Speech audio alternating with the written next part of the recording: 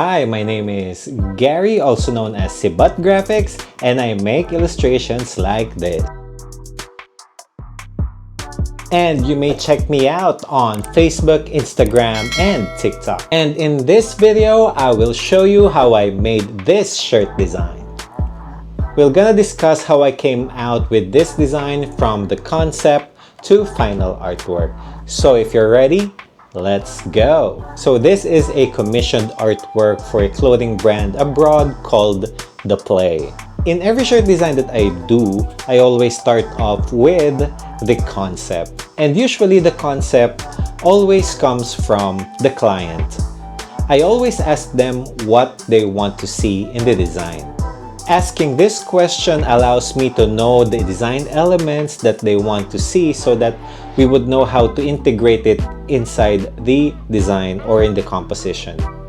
Apart from the design element, I also ask them what the clothing brand is all about. In this case, the goal of the client is to actually remind the audience or the consumers that they should put their plans to play. They shouldn't get stuck on just thinking about their plans. So that's basically the main concept of the client's brand as well as this t-shirt design. After a bit of brainstorming with the client sent me like a rough draft of what he wanted to see in the design.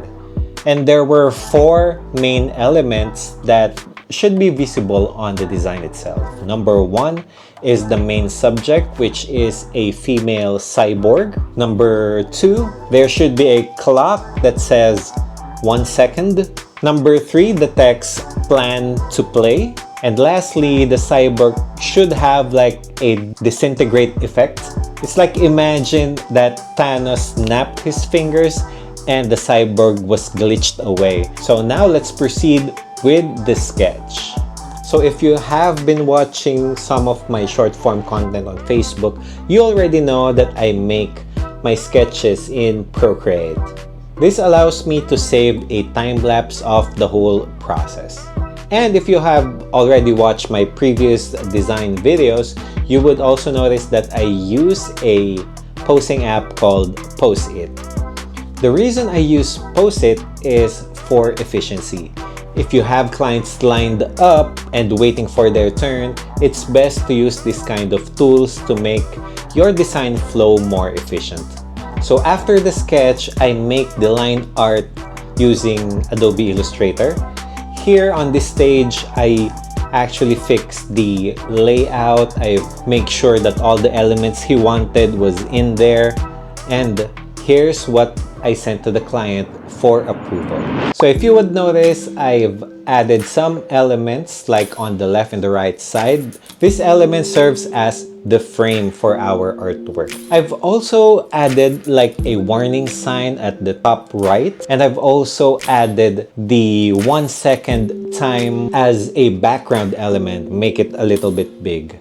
And of course, I've selected a futuristic font for this design. I think I got it from fonttest.com. Here's the website. By the way, this is not sponsored. It's just that I get some of my fonts from this website. What I love about this is that you can actually filter out free for commercial use fonts. There were actually no revisions for this stage, so the client approved the draft that I sent, and we proceed to adding colors. So here's a time lapse of how I added colors for this artwork. Let's go. I initially used blues and pinks based on the reference image that the client provided before we started the project. If you would notice, there's hints of blue and pink on the image that the client provided. So I used those colors for the initial color draft. If you watch the time lapse, you would notice that I have organized my layers. It's very important to have a very organized layer. It would really help you as you work on a project. I usually separate my line work with my base colors and shading. I also have a separate layer for highlights, another layer for the text elements and the background. So here's what I've submitted to the client as a color draft. The client was not excited about the colors I presented. He said he wasn't really into the blue and pink color scheme. So he sent a reference image for us to base off the colors with. And here's the image he sent. If you would notice on the image, the first thing that grabbed my attention is the blue and the gold colors. And I've decided to use that as the main color of the artwork. So I revised the artwork and sent another color draft to the client, this time having gold and blue as the main color. Of course, there should be like a cool silver or metallic colors for the Cyborg's body. Even though the client didn't really want the pink color for the artwork, we decided to include a pink lightning on this one. The pink lightning is a homage to the first design that the client requested for me to create for them. Our first design was this one. It's a skeleton holding a brain that says the play, and there's a lightning effect inside the skeleton's ribcage. So the client wanted to continue that lightning symbol, so we decided to add this on their second design as well. After revising the colors into more of gold and blue, the client already approved the draft and we proceed to finalizing the artwork itself. So here's the full layout and the details. Let's check it out.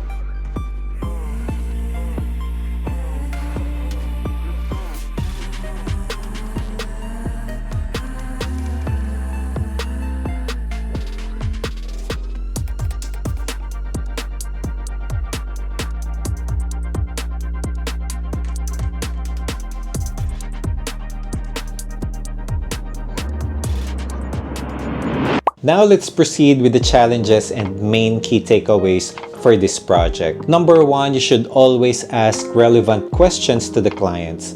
As artists, we should guide our clients all throughout the process, and asking relevant questions would actually help you and the client to know the overall design direction for the project. Number two, always keep a good communication with your client. Apart from asking relevant questions, you should always make sure that your client is looped in with the timelines. You should always update your clients on your progress. As much as possible, do it on a daily basis.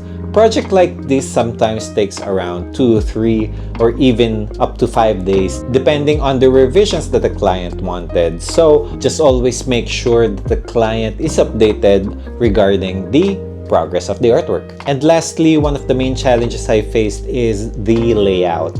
So if you would notice, we only have like one main subject and the other elements revolve around it. I figured that it would be best to use a layout sort of like what they use on magazines. If you would notice on our final artwork, it's sort of like similar to how magazine covers were laid out. But if you would notice, in our layout, we decided to put the plan to play at the bottom instead of the typical magazine layout that the name of the magazine is up on top.